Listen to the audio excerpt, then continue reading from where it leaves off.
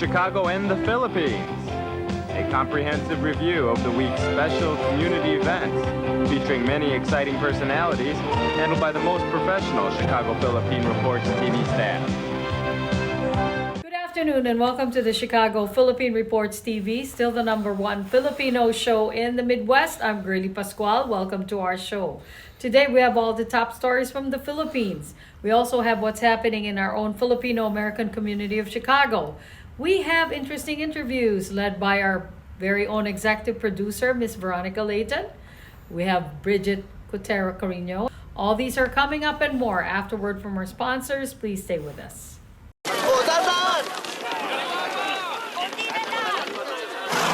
Yan! Dito na! Perfect!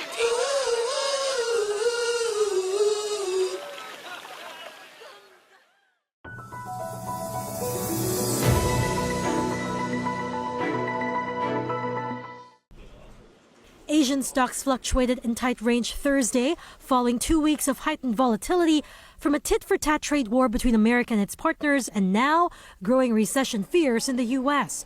These cut short Wednesday's gains following cooler than forecast U.S. inflation data. Japan bucked the downtrend as the yen also strengthened after Bank of Japan Governor Kazuo Ueda said he expects real wages and consumer spending to improve. Philippine shares also outperformed, supported by nearly $500 million in net foreign buying.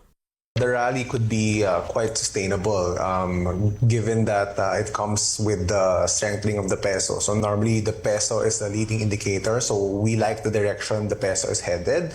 Although it's in the support area pattern, 57 per US dollar. We think that if it holds at this level, we could see quite a rally even from this level. We have to see first if we can break 6,300, but if we can make a sustained break, 6,600 should be quite easy.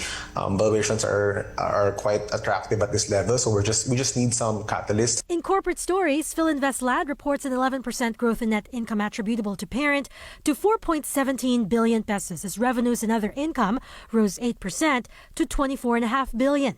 The Gotianon-led developer cites 6% growth in residential real estate revenues, 9% growth in rental, and steady reservation sales. Meanwhile, dually listed Del Monte Pacific Limited posts a net loss of $36 million in its fiscal third quarter ending January 31, 2025, primarily due to higher operational costs and increased interest expenses at its U.S. subsidiary. And finally, Manila water rates are set to increase by 4 centavos per cubic meter starting April. This follows regulatory approval of a recommendation to implement the foreign currency differential adjustment for the second quarter of the year. The MWSS clarifies, though, West Zone concessionaire Maynilad will not be adjusting its rates at this time. The FCDA is a tariff mechanism that allows concessionaires to recover losses or return gains resulting from fluctuations in foreign exchange rates. ViaTimes, vital news, vibrant views for the Filipino Asian communities in Chicago. ViaTimes for your most interesting and exciting reading and your party coverages. ViaTime has very interesting columnists. You name it, ViaTimes has it. Law, Filipino news, dentistry, immigration, humor, serious opinions, health, beauty, mysticism, Bata Corner, showbiz, and intelligently written editorials. Call ViaTimes at 773-866-0811.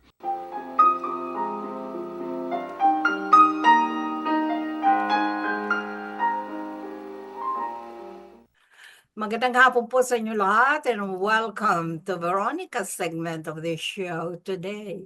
I have a very interesting Filipino American. He is really a very interesting person because he has a high position with what he's doing. And let me introduce to you Dr. Ferdinand Santos. Fernando Santos. Santos is the marketing director of the U.S. Immigration Group, and with the current critical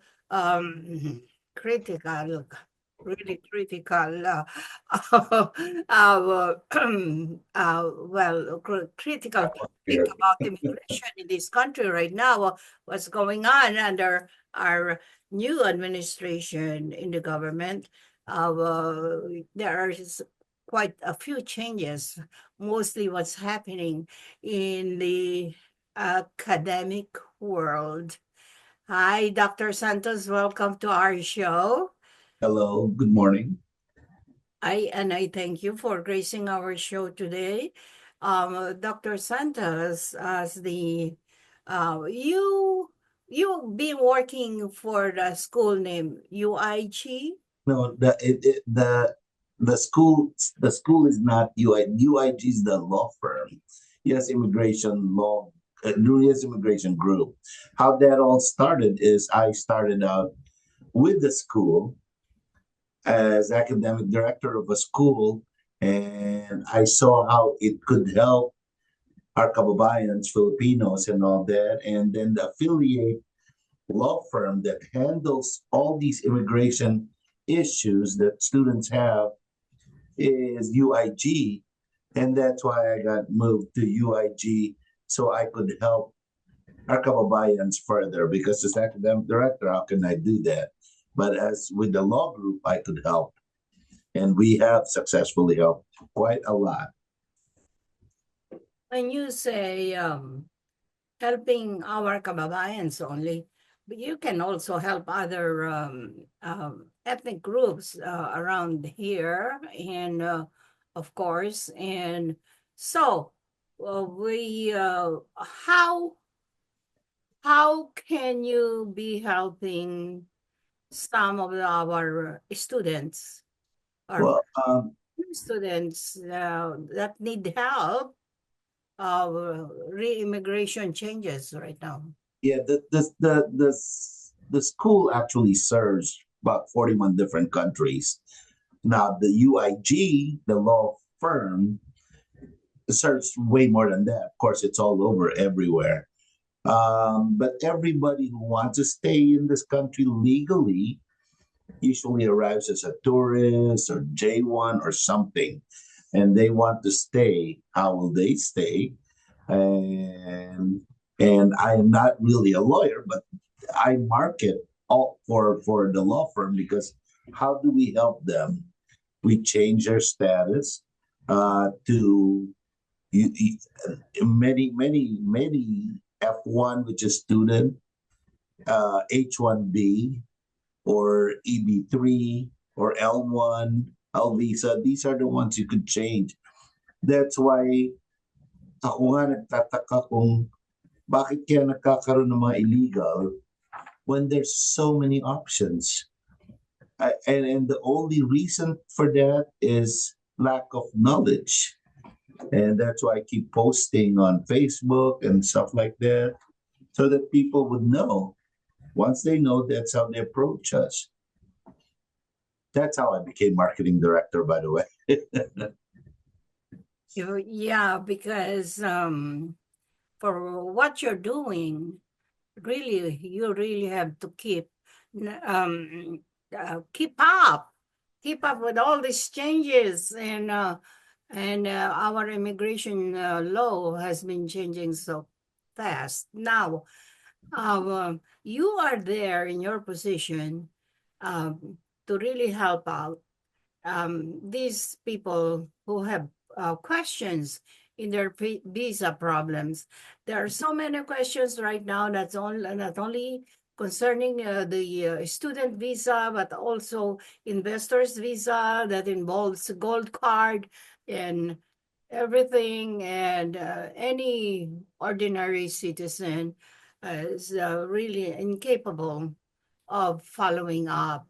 But you're there in your position right now to really help out, right? Yeah, my position here as marketing directors, I disseminate this information, for which I try to answer everything. And then once here, when they get to see the lawyer, and they go on with the real details of the filings and all that. I'm more like the information dissemination person, the one that tells everybody how to go about this. And as you mentioned, immigration changes are coming about. That's why I'm trying to hurry up everybody, because this is what the law is right now, to my understanding. So if it changes again, just like the EB5 And then now there's that gold card that you were mentioning, which is $5 million. So they're pretty much just similar, to my understanding, similar to the EB5. However, I think the gold card gets a lot of preferential treatment on that part. Obviously, it's $5 million. With a gold card, you really have to have money, a lot of money to qualify. Yeah, well, my That's thinking only on one that. qualification anyway. Yeah, my thought on that though is that there's a lot of rich Filipinos that I know, and other countries too. Every country, they have, even Vietnamese, they have a lot of money. 5 million, $1 million is 50 million. So pesos is about 250 million pesos, which is a condominium in BGC's 50 plus million. So I was thinking that's easy, but those who have that, they're not going to want to migrate here. That's what I was thinking. I guess they want to move their business. They got to branch their business. And so this is what UIG can do for them. This is why UIG, U.S. Immigration Group, actually tied up with two local law firms in the Philippines, because you need to transfer. You need to figure out, you have to have a lawyer out there to transfer all these. This is not a small amount. So, okay. For how long have you been doing this kind of work, Dr. Santos? With the school, quite a few. With business, I've been in business for like 35 years, so I have a lot of understanding.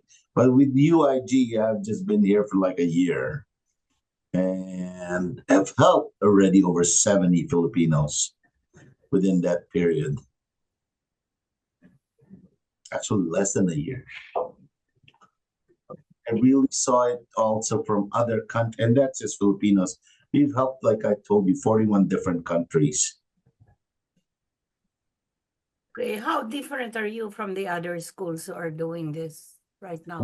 I see it as like this law firm is its association with the school is a one-stop shop. You enroll in some schools, they're going to ask you look for a law firm, look for a lawyer, for which we were even talking about then at Chorus, where we met at Simple Delight, when she said that this other lawyer, I'm not going to mention names, but that's because they work individually, independent of the school. This UIG is affiliated with the school. So in other words, you go to a school, you don't look for a lawyer. The lawyer is referred by the school, or or UIG refers to the school. Students that, because let's say you want to come in, you want to apply for a green card. Okay, green card's not a visa, so you're not going to be able to stay here. You only have 6 months as a B1, B2. So what will we do then? After 6 months, are you going to go back home and wait for your green card in the Philippines, go to the U.S. Embassy? Or do you want to stay here? If you want to stay here, then you become a student and wait 2 to 3 years that you get your visa at that time, get your green card. One-stop shop. I'm telling you, and UIG has affiliates also with sponsors. So you could find, how will I get my green card? I don't have a sponsor. That's why UIG affiliated with sponsors. And what kind of sponsors are approvable right now? It's got to be healthcare. Healthcare, which 2.2 million deficit in healthcare workers here in the United States. And Filipinos are good in healthcare. This Nice to hear. One-stop shop. One-stop shop. Stop shop for, this specific immigration problem to help out. But, okay. So, with this one-stop shop, for how long can they be in the program? As long as they need to. If it takes, somebody from India or somebody from China to apply for a green card, employment-based green card, it'll take like almost 15 years. Even at that point, you can be a student until that time. as long as you're enrolled. You could be an F1 visa as long as you're enrolled. Now, for Filipinos and other countries, it's about 2 to 3 years at this present condition with the immigration. Okay, I'm not talking about some immigration law that might change tomorrow, but for now, it's 2 to 3 years. Yes. So you could be a student. We have students here that's been here for, in other schools that I know, like 7 years. That's why I was saying, what is the plan? You are here because you want to stay. You got to have a plan. This is why I was encouraging some Filipinos move to this school that has a law firm associated with it, so that you have to have a plan. You can't be a student for life. Well, you can be, but you want to have a good status student. You can be a green card and go home and visit parents or whoever. Very interesting. Okay. Please, before we sign off, please say or a specific advice to our kababayans out there who might need this kind of service. Yes. If you are wanting to stay in the United States, there are many, many options to do it legally. Ignorance of the law is not an excuse. That's why we're here. Veronica, ViaTimes, and this TV channel, read everything. Our lawyer posts an article, will post an article in ViaTimes. They read, be informed, be an informed person, and not just be and don't listen to other people's advice that gives you there. I've heard it many, many times. They're all wrong advices. Like, oh, you don't need that. Just work and then go home. That is illegal. Don't do anything illegal. Come and see us. We'll help you. There's a free consultation. You're not charged to come here. Get the right advice is what I'm saying. Let the professionals do it. For example, do you need appendectomy? Are you going to do it yourself? Of course not. You're going to get a surgeon to do it. Get the real person who knows what they're doing to do what they're supposed to do. Not try it yourself. A lot of people, even spousal visa, even family-based, I can do this myself, save money. And then it screws up. And then you get this RFE, this request for further evidence, unlimitedly. We have a case, like a J1 visa that goes to without the 2-year home rule. That just takes about 3 months normally. But this other one used his own lawyer, and now it's 8 months and still nothing. So I was advising him, just switch lawyers. Whatever lawyer you paid, consider that a loss. Just do the right thing for yourself. This is your life you're dealing with. It's not a joke, so don't gamble it. Very, very interesting. And of course, people who might be able to understand with what you're doing and for the community would rather not hesitate to go to your office for sure. Yes, please. We have a lot. Just set an appointment though, because sometimes there's a lot of people coming there's a time. So just set an appointment, and you can always call here. It's very easy to call here at 847-449-8660 or 847-873-0027. Or you could call you. They call us, you refer to me. You even have my direct cell phone number. I have nothing to hide, Veronica, but only a heart to help. Very good. Dr. Santos, maraming salamat po for giving your time to us, and we'll expect more interviews with you or with any of your staff. Yes. Any changes that you might have, we're here to help. And you have a good day. Maraming salamat din. Grace Show, maraming salamat po. At maraming salamat din po sa inyong panonood. Ako po si Veronica. Enjoy the rest of your weekend. Bye, Dr. Santos. Bye-bye. Thank you.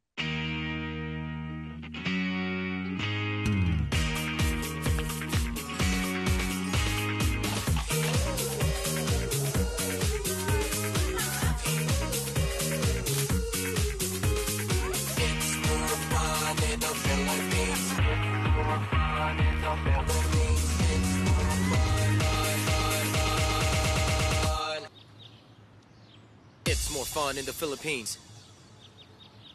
Magandang hapon po sa inyo lahat and welcome to Veronica's segment of the show today. We have a very interesting young person. When I say young, he's really very young.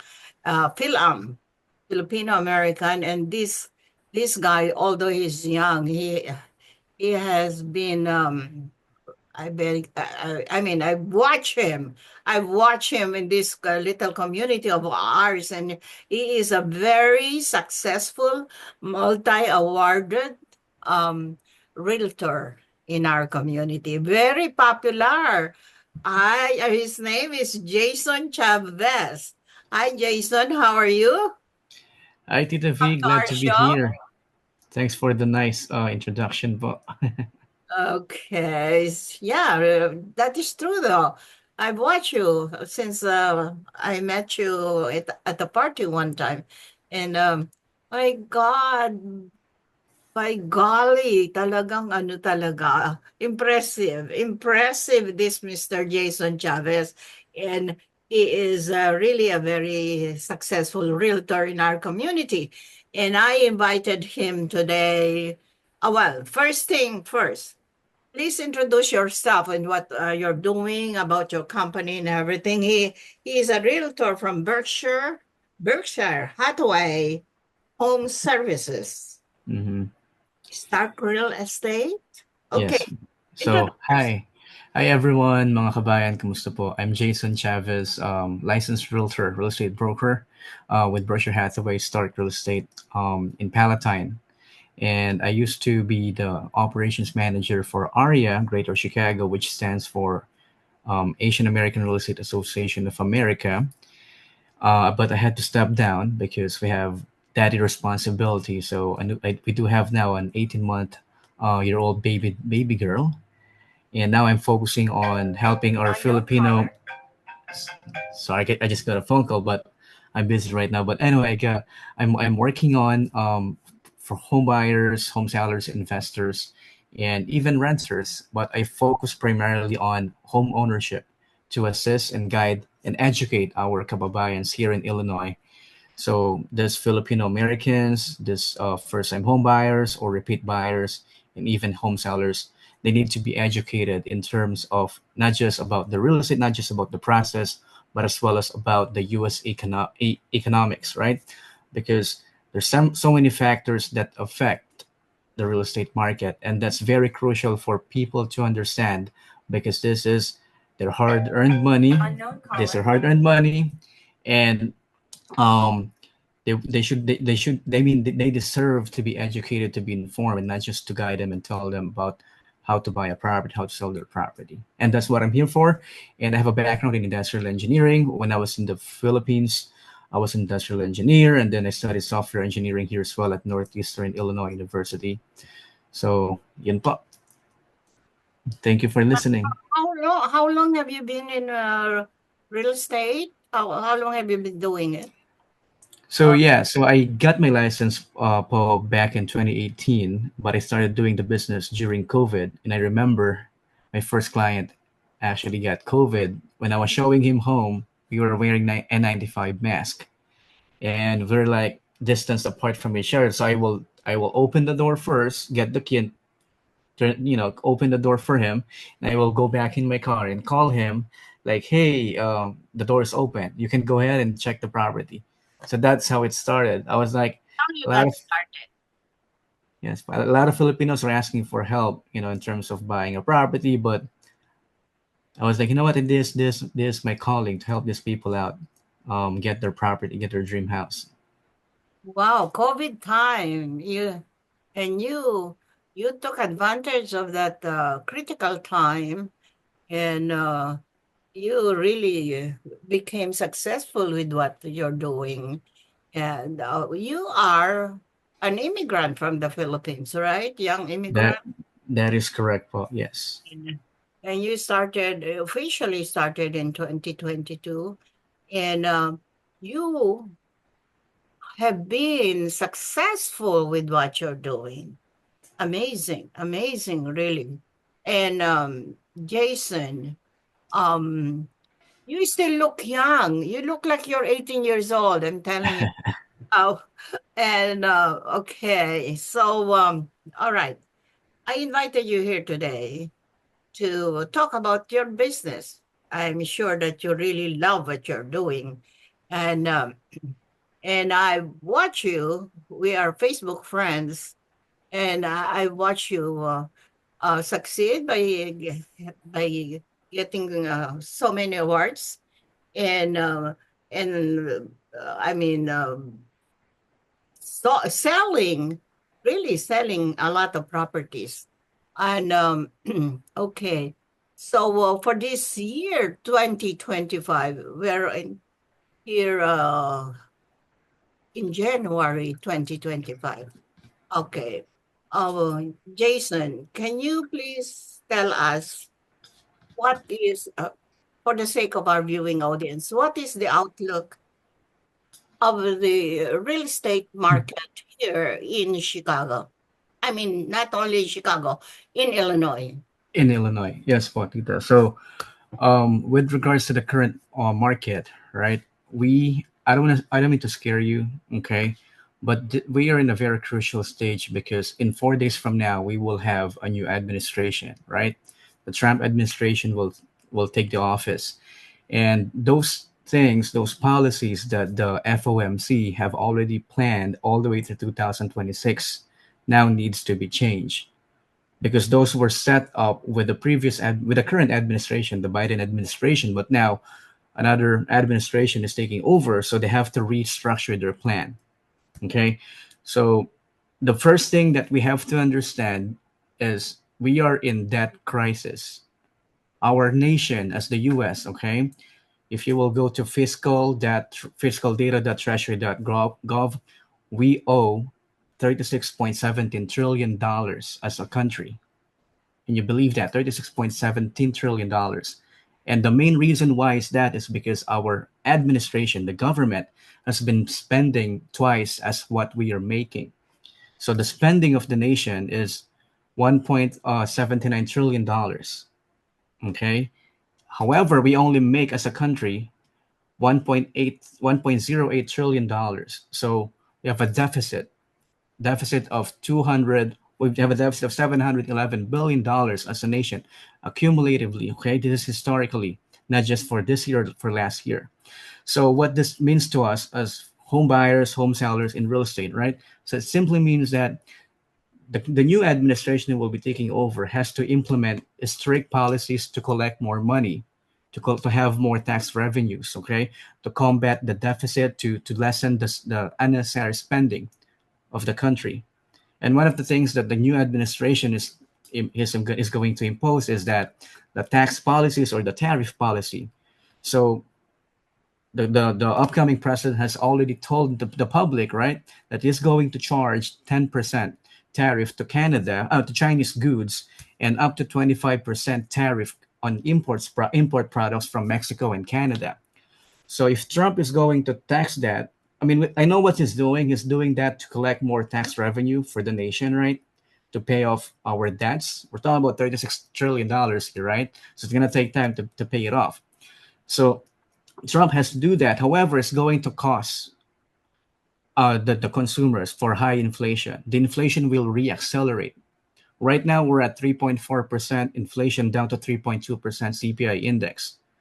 But that inflation is still higher than the Fed's goal, which is 2%. So we're still above there. So to make it short and simple, right?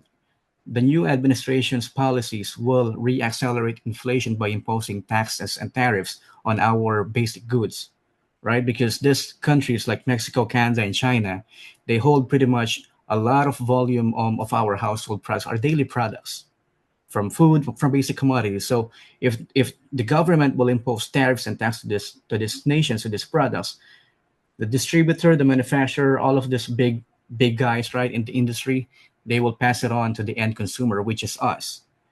And guess what? The prices of everything, basic goods and commodities, will go up, and that will correlate to the housing market. So what's going to the housing market is, if everything goes up, right, the labor, materials to cost a house, everything's going to go up. There will be inflation, and the interest rate will not come down. The interest rate right now, if you go to mortgage.com, Mortgage News Daily, it ended at 7.07% for conventional 30-year fix.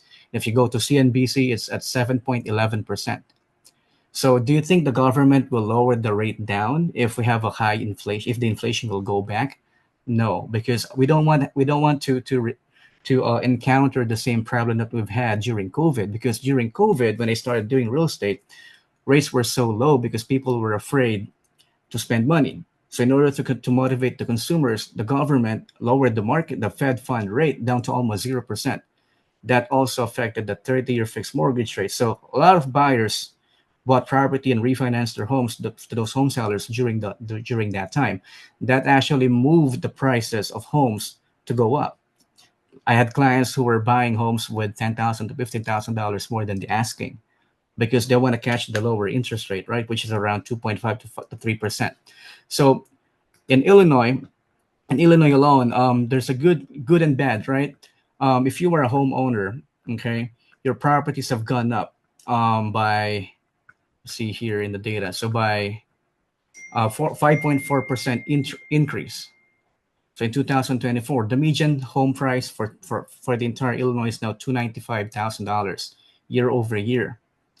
However, the housing inventory remains low. It's basic law of supply and demand. If there's so much inventory, so much supply, and the demand is low, right, then that's the only time that the price will go down.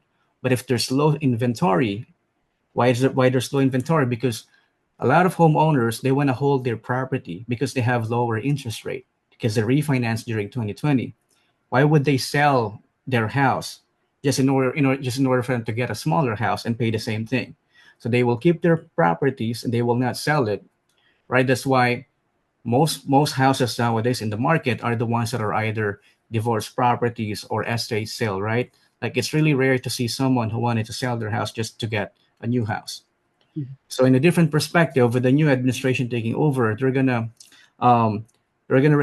lessen some restrictions to the builders across the nation. The top builder that I'm working with, D.R. Horton, they are building so many homes across the U.S. and they're giving away up to up to $10,000 closing cost incentives, and you can find it with a regular mortgage banker, and they can give you as low as 4.99% for 30-year fix. So the thing is, a lot of people are still afraid to get into real estate, in today's market in 2025 because of the high interest rates. But here's what I'll tell you: high interest rates, right, 7% or 6%, they're not going to be there forever. It's a cycle. The government has to keep up and reduce the interest rate because they are also paying interest rates or interest on the government's debt. We have debt. So if you have a debt and you have high interest, you gotta do something to lower that interest, right? And the 30-year fixed mortgage correlates to the 10-year treasury yield. So come to think of this, right? If someone owes a lot of money because that person, say for example, that person makes $10,000 a month and he spends $20,000 a month. So he's going to go bankrupt at the end of the day.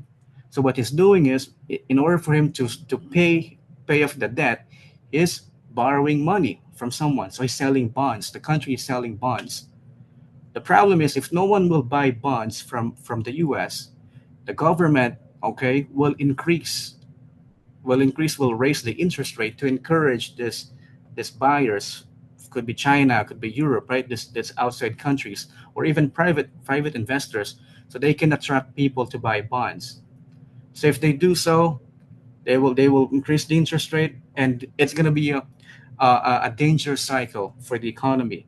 But nothing is permanent, right? The only thing that I tell people is why it's still always a good thing to buy a house is because real estate property values is always on an upward trend. If you miss the boat, if you miss the train, for example, for a $300,000 condo, right, then you will never see that $300,000 condo again, because there's no way but up. The real estate market in the entire history from 1940s to 2025 was already down for like 6 times, like only 6 years. Imagine that. That's from 2000, let's say 2025 minus 1941, we're talking about 85 years, right? But the market was only down in just 6 years. So right now, I have a lot of clients that I'm working with. Most of them are thinking of buying, but I tell them, like what you always hear from realtors and mortgage officers, right? Marry the house and date the rate, because once you miss the price of the house, it's never gonna go back. Because the only way that the market will crash is if there's more supply, meaning more houses for sale. And one of the things that could trigger that is if people can't afford to pay their mortgage, then they're going to go foreclosure, and that's the time that we will have oversupply. But as long as people have jobs, right? People are making money, people are paying off people have the capability to pay their mortgage, then there's going to be no crash. You will just keep on. There's always a cost of waiting. Every time you wait, you're losing the opportunity to buy a house for a cheaper price, because that house that you've been looking on the internet, right? That was listed for $400,000 before. It's now $450,000 now. So, yeah, did that. Know that. I'm aware of that. So, you mentioned all these facts that's supposedly to be in the offing. Because this week is the inauguration of President Trump, and we are welcoming him as our new president. And it sounds to me that as far as the real estate, facts are concerned, it looks like it's kind of dim, dark and dim for the consumers, for the buyers and sellers. So, well, do you think that government policy will really be enforced? It's a sort of, how sure are you that it's going to be enforced?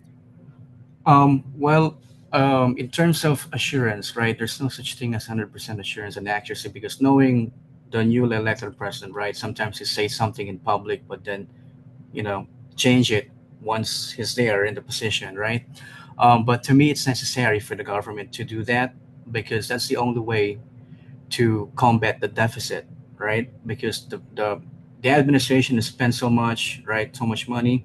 We don't know where the money went to, right? We don't want to get into that, but the challenge is that the new administration has to do something to lessen the expenses of the government. That's why you probably heard of Elon Musk and Vivek, who will be leading the imaginary government agency called DOGE, right? Department of Government Efficiency, because their goal is to kind of audit the IRS, audit this, government bodies, right, to make sure that they're not wasting government funds.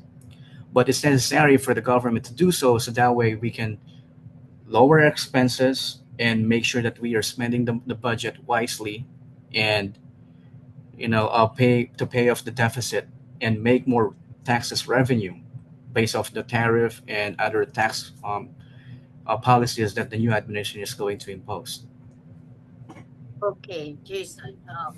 All right, I got you. What do you think is? This is another foreboding news about and I know that you're aware of it, about many people are moving out of the state of Illinois Mm-hmm. because the problem about number one is property tax in Illinois. It's one of the highest in the country. Mm-hmm. Stay relevant. So yeah, so in terms of that, it really depends from which country. I mean, from which country these people are going to, based on some stats that I've seen before, right? Most people from Illinois, they move to warmer places like Texas or Florida, right? Because they want somewhere warmer. But in terms of property taxes, it really depends on the location. Some areas of Illinois still have lower property taxes. Like right now, the hottest city or town in Illinois in terms of real estate is actually Rockford. Like that's really the hottest right now. The affordability and faster sales are actually going into Rockford, and the median home price in Rockford has actually gone up to $242,000 compared to Chicago, which is $337,000. So in terms of in terms of the taxes, I can argue that California is still worse than Illinois, right? I'm not going to say worse, but we are still better off California and New York in terms of property taxes. That's why a lot of people like actually personally serve clients who move from California bought a single family home, new construction home in Elgin with Lennar because they spent almost $600,000. I forgot the price of the house, but I can pull it up. But it's less than $1 million, right? They told me we can never find a house as big as this, as beautiful as this, as new as this, with less than a million, less than $700,000. With that price, we'll probably be able to buy a smaller house, not so nice house with that price. And taxes are ridiculous, right? So, Okay. All right. So what can you advise to I mean, some people still would like to remain here in the state of Illinois in spite of, okay. And so what can you advise either, I mean, if you're in the market, either seller or buyer of real estate here in Illinois? What is the outlook? so yeah, for the outlook in terms of Illinois, in terms of the housing market, we're not the best state out there, right?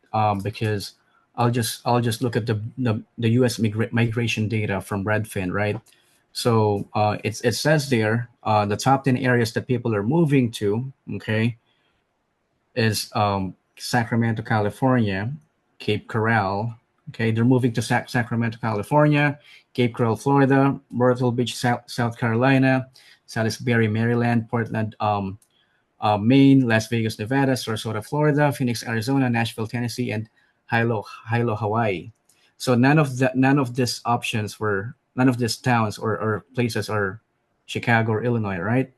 But it says right here on the other hand, top 10 areas people are moving from. We're in the top six. Chicago's in the top six. Top one is LA, California. A lot of people are moving out of LA. New York is the second. Third is San Francisco. Fourth The is Seattle. wildfires, LA Wildfires. Yeah, that's one thing that I would actually mention about, though it's not really related to real estate, but at some point, the natural disaster affects the people's preferences, right, in terms of finding a place to go. So I've been talking about this with my wife and with my cousins because I have cousins in Atlanta, in New Jersey, in North Carolina, and Florida, right, and even California. And we were just joking around, right? I always tell them like I think Illinois is the safest state so far because those states are by the coast are actually always getting hit by natural disasters, natural phenomena like wildfire or probably tsunami, or hurricanes, flood, and we don't have alligator here. The only thing that people hate about Illinois is the cold weather, and that's it. But you can always double your jacket, right? And that's why you have a car to drive. You have heater in your car, but rather face the snowstorms and the blizzards. well, yeah, but it's not as worse. It's not as worse as before, right? Because for the past couple years, I think snowstorms were worse. Because now, like we have a very minimal snow so far, and we're almost done. We're almost halfway January. I think Right? I say that too. Yeah, isn't it? Okay. Yeah. Count our blessings. Or always count our blessings anyway. Right. Because Okay. if your houses get hit by natural phenomena, you'll have to pay insurance. Your insurance premium will go up. All right, Jason. I congratulate you for what you're doing, and I think we're running out of time. One last word, the last quick words. One last quick our word. kids. All right, boss. So yeah, knowing that as a nation, we are in a very dark, I would say dark debt crisis. It's a turmoil, right? Imagine you live in a country where you think like this is the superpower, right? US is the richest country among around the world.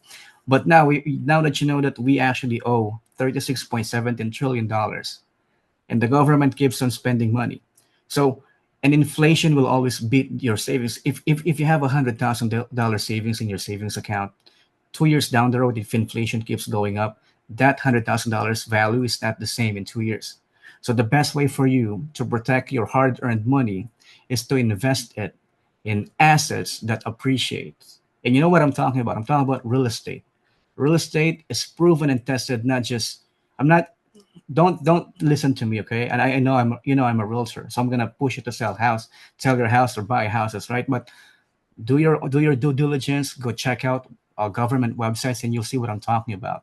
The best way to protect your hard-earned money is to always invest in appreciating assets, and it's not just limited to real estate. You can also buy gold, silver, those tangible assets. You could buy an actual gold and keep it to your room, right? But what I'm saying is, don't just save up money and leave them in your bank or put them under your bed or in your chest, because those money will be weakened by the inflation. So you have to find a way to combat the inflation. By far, real estate appreciates for at least 3% to 5% a year. Inflation is inflation by far, right, is around 3.2%. So imagine that if you're saving money, the bank will just give you maybe a fraction of what you put in there in their account, right? Instead Correct. of buying a real estate where you have more appreciation. And not just that, because I have a lot of friends who own who own stocks, cryptos. I do cryptos as well. But what I tell them is this: I get it. You have so much money in your stocks account, right? In your Charles Schwab, Merrill Lynch, name them, right? But I don't care, because you don't enjoy them now. When are you going to enjoy it? When you cash it, when you sell your stocks, your shares.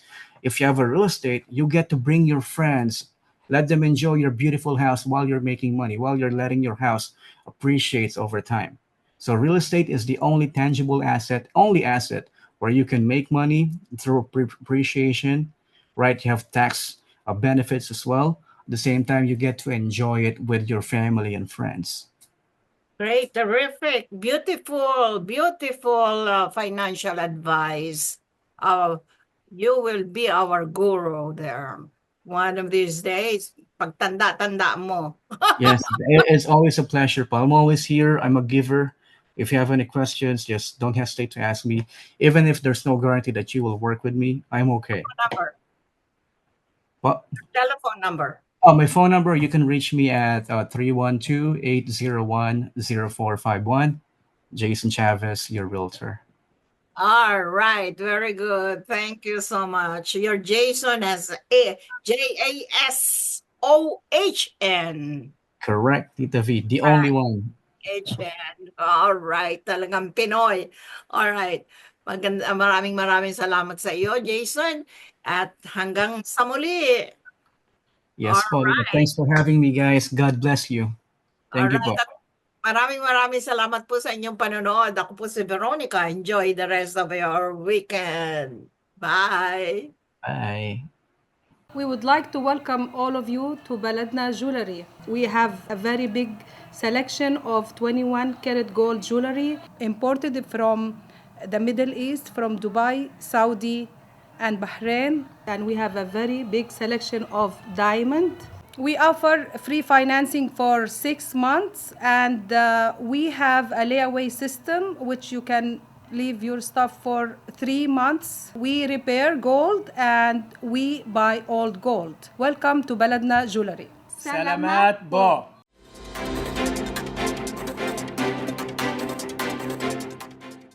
Good afternoon. This is Brigitte, Carino, Cueter, bringing you this week's local news from our community.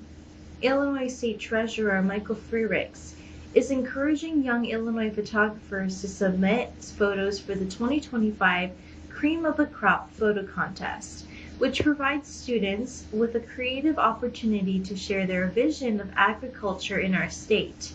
Students ages 8 to 18 may submit contest entries until the deadline of June 13, 2025. Bright Start scholarships of $1,000, $500, and $250 will be awarded to students who place first, second, or third in each of the 3 age categories. I'm excited to announce the opening of the contest because it's a great opportunity for students to go out, explore, and use their cameras to highlight the beauty of Illinois agriculture, Frierick said. Top photographs will be chosen in 3 age-based categories, ages 8 to 10, 11 to 14, and 15 to 18. Each student may submit up to 2 photos by June 13, 2025. The Change Collective announced their 2025 Spring Fellowship of Changemakers in Chicago, Illinois, Detroit, Michigan, and Jackson, Mississippi. From youth and re-entry support to the arts and business, the 75 Spring Fellows will address community needs with tangible solutions through neighborhood-based civic action plans.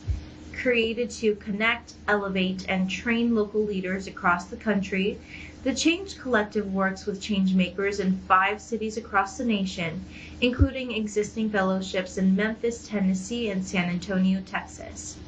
Change Collective Fellows have access to training opportunities, leadership development, and a wide network of mentors. By prioritizing civic leadership over politics and solving problems at the community level, the initiative works to reaffirm the power of local leaders to unite neighbors, break through polarization, and bring people together to meet shared goals. Secretary Jean Elias will announce the opening of the office's new Real ID Supercenter in Chicago's Loop. Coming on the heels of new Saturday hours and expanded capacity at DMVs across the state, the walk-in Real ID-only facility will provide yet another option for Illinois residents seeking to get a Real ID before the May 7 enforcement period begins. Jean Elias will also answer questions regarding the federal Real ID initiative and the efforts the office has taken to ensure Illinoisans are informed about whether they need a Real ID and how to get one. Starting on Wednesday, March 12th, the Supercenter will operate from 7:30 a.m. to 5 p.m. Monday through Friday. Illinois Environmental Protection Agency, Illinois EPA, Acting Director James Jennings announced the recipients to date from the 4th round of lead service line inventory grants, which will assist 15 additional community water supplies in meeting the requirements outlined in the Lead Service Line Replacement and Notification Act. The LSLI grant program offers grants to local government units ranging from $20,000 to $50,000 to fund the creation of a complete lead service line inventory. A total of 264 Illinois drinking water systems have benefited from this funding since the LSLI grant program was announced in October 2022. All Illinois community water supplies are required to identify lead service lines within their systems, but the cost of doing so can be a burden for many smaller systems, simply said Acting Director Jennings. We are pleased that communities continue to seek this funding so they can ultimately identify and replace lead service lines found within their water distribution systems. Travelers see Transportation Security Agency checkpoints at airports all around Illinois, from Chicago to the Quad Cities to the Metro East, but now a change at the federal level is affecting those workers. The U.S. Department of Homeland Security said it is ending the collective bargaining agreement with the union representing nearly 50,000 workers, in effect declaring the TSA screening union contract null and void. Department spokesperson Tricia McLaughlin said the agency will immediately cease using its payroll system for collecting union dues. Competitive Enterprise Institute labor policy expert Sean Higgins said the agency claimed there were problems of waste and abuse within the practice of union so-called official time at 86% of its airports. Official time is the widespread practice in the government of allowing unionized workers to do exclusively union-related work while still drawing a taxpayer-funded salary. British researchers have found that the strategic use of aspirin may prevent the spread of certain cancers. This discovery backs up previous studies that showed that people taking daily low-dose aspirin are less likely to have breast, bowel, and prostate cancers spread to other areas of their bodies. Since 90% of deaths occur when cancer spreads or metastasizes, this breakthrough discovery could lead to treatments that save lives. According to UK Research and Innovation, researchers from the University of Cambridge screened genes in mice and found that 15 of them had an effect on cancer metastasis. One particular gene makes a protein called ARHGEF1 that suppresses the production of T cells, immune cells that target and kill metastatic cancer cells. Mice that lacked this gene had less spread of cancer.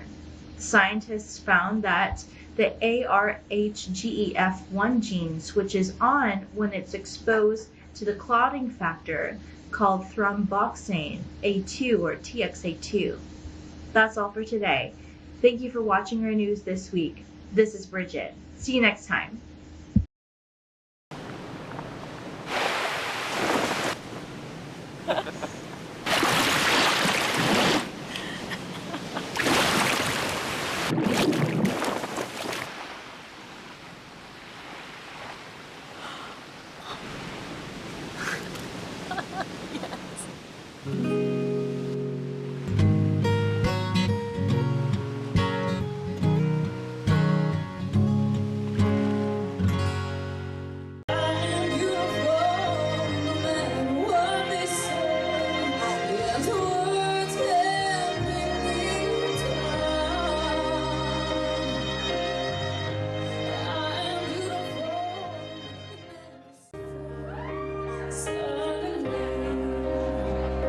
It's hard to believe.